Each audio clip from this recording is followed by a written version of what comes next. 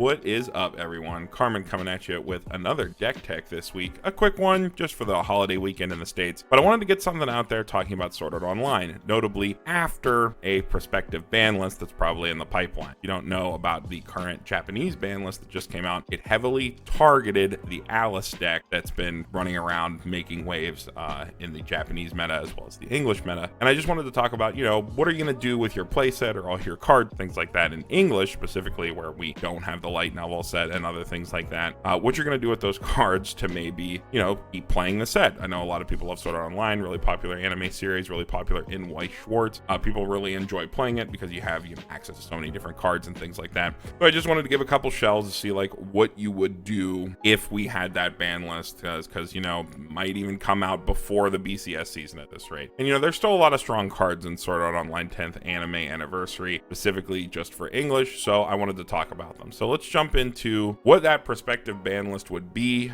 based on the Japanese one, cards that are only relevant for us because they have the light novel set that received a restriction before as well. Just for us, it would be probably a hard ban on the 1-0 Alice, as well as a 2-choose-1 on the Lifa Rico and the Swordalina. The Swordalina might not get hit. We might just see a weird choice restriction or something like that. The English one might be different, but for the purposes of what you would do going forward with cards that are available, we're just going to take the Japanese one, quote unquote, port it to English by cutting out the light novel cards, and just go over some shell lists that you might be able to use to springboard yourself off into building decks that don't have much to do with it. But to start out, jumping into the first one I have here, it actually still is going to play Alice. This is what I call the Alice Copium list. You're going to play Alice, but you're going to play her as a level 2 combo instead of trying to get her out at level 1. We're going to do that by also playing a level 1 combo and a finisher by leveling the Mother's Rosario package, which is a really cool thing that came out in SAO Anime 10th Anniversary that lets you play the Mother's Rosario,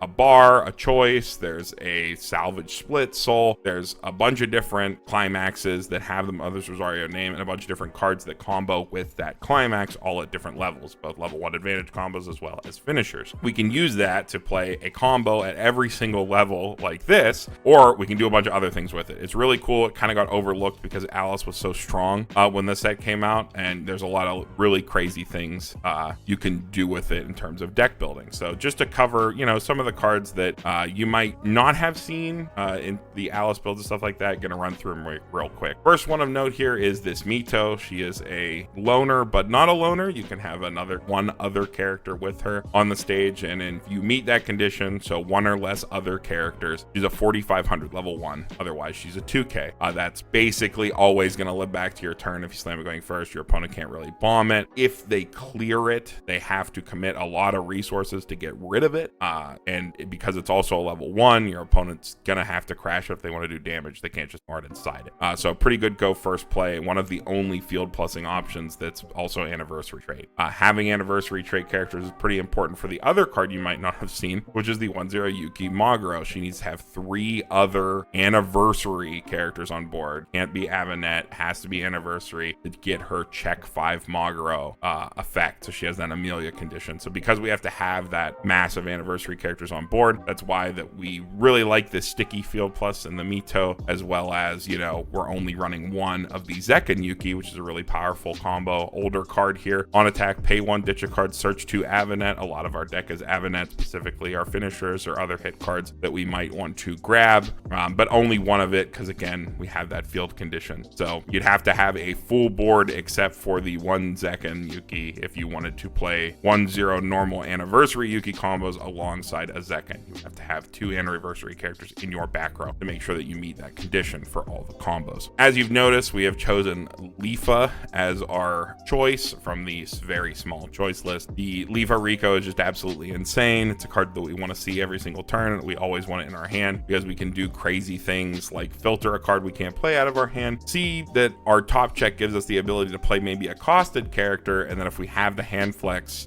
stock to make playing that costed character free, as well as a bunch of other lines you can do. You can play it in conjunction with the Ricky to get 3 attacks when you otherwise would have only had 2 to make sure you keep up with damage in the early game. There's a lot of nutty stuff you can do with it, and that's why it is not only our choice from the choice list, but we are maxing out at 4. 2 other cards here at level 1 outside the combos I basically already touched on are this 1-1 Asuna. You can tap her to give a character a soul, and when you play a climax, you can give a character 2500 power cross turn. pretty cool support. Anniversary, as it stands without the light novel set, is actually pretty hard up specifically for supports. And this is definitely one of the better ones, as well as, you know, giving you that little act power. You might be able to sneak in some of the other green act cards. Again, this is the shell, just a sample. You can sort of mess with these ideas however you want to play the different packages of cards that you would like. And then alongside that, we also have the 1/1 Adachi, because, you know, we're not slamming those Alices out early at 1 anymore, so we might have to actually have something to hard remove early plays and other big stuff on board, because we won't have that big wall on the board early to defend with our counter. And then, you know, getting into level 2s, we have the 2/1 Alice, still got the Eggle counter, 2 of the money counter, just because, you know, have the ability to play it, you have the ability to play with that color even though you're primarily green. That's going to come up later in one of our other lists, a really cool part of the Argo brainstorm that doesn't really come up often. But yeah, just giving us a little bit of a defensive power, just a nice little feather in Sal's cap. And then we play both Mother's Rosario finishers. We have the Kirisuna from the new set, as well as the Ordinal Scale Asuna, giving us 2 different options for mill, one that targets our opponent, possibly canceling, and the other one milling our deck. Maybe we're in a bad deck state, we can use the Asuna to mill our own deck and get some damage in there. For no additional stock cost, it's just ditch 2 cards. Notably, these cards, the Mother's Rosario cards here, don't have any specific field conditions at the top that they need to meet that are very difficult, if at all, so you can freely field them alongside each other and not have to worry about anything, unlike the level 1 combo. So we can play stuff like the Alice stock swap simply because it is on color without making things weird. We don't have to try to force red into the deck to play the Liz one. We can do stuff like that. You can kind of mix and match cards. You can get a little bit greedier here with the line. You don't normally field more than 2 of the Kirisuna finisher because it is so expensive, but if there's some other cards you'd like to play or other things you'd like to work into this shell, you can definitely get greedy on the count there with the different finishers, or with the count of the early play healers or things like that, just to add some different healing to the deck and things of that nature. Sometimes you're not in a game state where slamming down the 2/1 Alice is possible. You don't really have it. Maybe it's just a body. It gives you another option, something else to do. Moving on to something a little similar, but maybe a little bit more standard and normal, is Yuuki Argo. It is just bar choice, leveraging that good climax lineup. Very similar to the other deck, or 0 into 1, almost exactly the same. Gonna run some extra Yuukis here because we don't really have that Alice game plan at 2. Maybe we're gonna slam this card alongside maybe other things. We don't have the full Yuukis on board. We just want to rip cards out of our current deck on deck 2 to make cancels more likely. That's a really cool thing that second Yuuki can do. But this also gives us the ability to play some other cards from other SAO sets, notably Berkuli. Berkuli's like an on-field climax combo floodgate. When your opponent slams a climax, you pay 2, ditch 2, and the card across from him just gets removed from the board. Only when your opponent slams a climax. That happens on climax placement. Really nasty floodgatey kind of ability that's not very common in Weiss that we can sort of jam in here. It's really neat. He's not going to get a lot of power, but he's more slammed down just for that disruption ability. And then Argo's just a super simple big beat stick kind of finisher. We can also run a couple of the Kirisuna finishers here, as well as still playing the Ordinal Scale Asuna. Same thing, Argo doesn't have any weird conditions, so we can just slam her down alongside any of these other cards and still get her effect. Even if we want to play it just as a Musashi, we can slam that down. And Argo's a really, really effective finisher. You can push a lot of damage. Just because the card reads very simply doesn't mean the card isn't very strong. You can kind of take this shell and replace that top end finisher with anything else you might want to fuck with. There's a lot of different combos and finishers you could play. You could even try something with Door. You could change out the plussings here for the Silica spawner, because this deck runs a lot of zeros. Might be able to squeeze in red, play something like Bar Door. The shell is very adaptable because the main thing here is like the green with the Mother's Rosario, and then a little bit of splash of yellow. There, you can definitely have the yellow be more of a tertiary color and have like another primary color in there, be like green, red, splash yellow, something like that. This is a very adaptable shell. You can do a lot of stuff with it. So just another example of somewhere you can go. And the last one I wanted to cover here, same sort of level 0 lineup, is actually 8 Bar Yuna. This one's really interesting. I think this is the version of SAO 10th Anime Annie that lost the most coming from Japanese. Japanese has a really cool package in the light novel set focused around act, where every time you can act, you get to do a consult, check top filter, as well as kick off a bunch of other cards.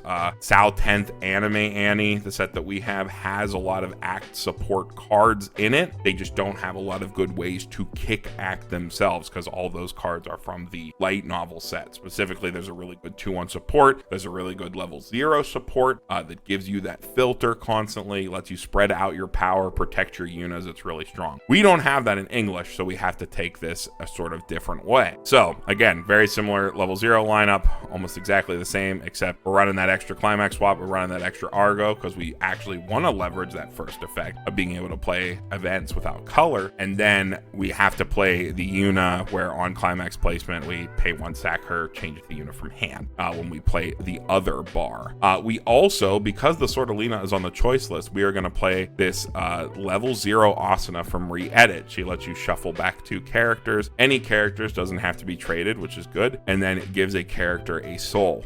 The other effect probably won't be very useful. She does coin flip per stock, which might be nice in the early game if you're forced to slam it down, just, you know, as a playable coin flip for a little bit of extra stock, but very important as a shuffle back card because you know how Yuna works. She spawns herself out of deck, very similar to Sora. So we have to have a card, some way to shuffle that card back. And since we can't play the Rico and the Sortalina, we're just going to play this card instead. Still playing the Yuuki, still playing the 1/1 support, that little bit of extra soul, as well as making our Yunas kind of beefy. And then I'm just going to get into the Yuna herself. She's going to come out. When you play the bar, you pay 1, sack the level 0 Yuna, spawn the first Yuna from hand. Then you pay 1, spawn another Yuna, pay 1, spawn another Yuna. Just like Sora, you get a full board out. They're 12k with the climax down, which, you know, isn't really that great. You don't really have a lot of supports and different ways to keep that Yuna around, especially going into your attacks. So what we're going to do about that is we're actually going to play Graham. And even though Graham isn't able to give powers to our Yuna on the first turn because she's not going to be on field yet, she does stop your opponent from playing counters, notably anti-change counters. So if you can clear a lane with that 12, or, you know, have to beat over one big lane with the 1/1 Asuna soul support or something like that, you are still going to be able to ensure that your Yunas are swinging over every single turn because your opponent can't play any backups. Because 12k alone is pretty okay, and then every successive turn you get to have one bigger lane or something like that. You get to have those lanes grow over time, snipe things out as your opponent tries to answer you by using that targeted power from the Graham and then globally turning off all events of backup. It lets you just keep slamming Yunas over and over again to sort of give you an easy way to continually recur her without having to, you know, try to stretch your colors to play a different support. I know originally I tried to squeeze in blue to play the blue burner support, and it just became really, really hard to fit that color when you want to play all these other good level 0s, which, you know, makes the rest of the consistency of your deck suffer. And then again, we're still playing Mother's Rosario, so not only do we get to play a Neg Soul Wall at 2, kind of similar to how we were playing Alice in the other list at 2, but here we get to play a big beefy Neg Soul Wall. We also get to have a full finisher package on top of that. And again, these are just samples. You can play with the ratios, things of that nature, just to give you an idea of things that you can do after Alice. And again, I just wanted this to be a quick one, but like I said, popping back to the Yuuki Argo, the more normal one, you can really take this Mother's Rosario shell and kind of build off it however you want, because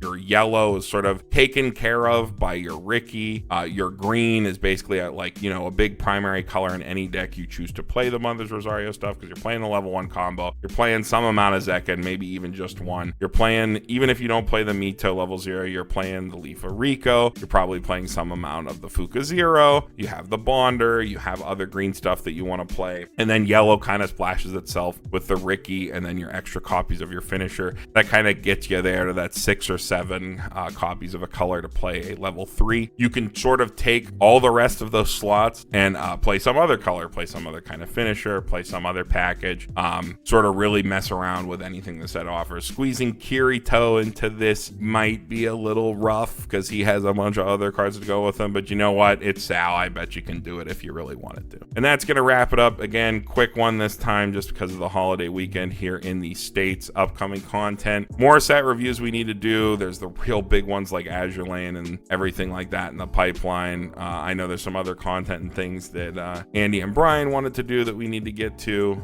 but that's all in the pipeline. You can look forward to it soon. Card games competitive, we don't own or operate those, but we are in there. Definitely give those a look. You're looking to buy, sell, trade, check out the Facebook groups. And if you would like to play this set or anything like that or mess around with it, you can hop over to Weiss Fight. That's a simulator you can use directly in your browser to mess around with decks, before you order or anything like that. You just hop to Encore Decks, grab any link from anywhere on the site that links to a deck, slam it in there, and you are playing Weiss in your browser with people from all over the world. No need to install anything or anything of that nature. You just hop in there, point your browser to that website, and you are good to go. And with that, Pittsburgh White Schwartz signing off. We will see you all in the next one.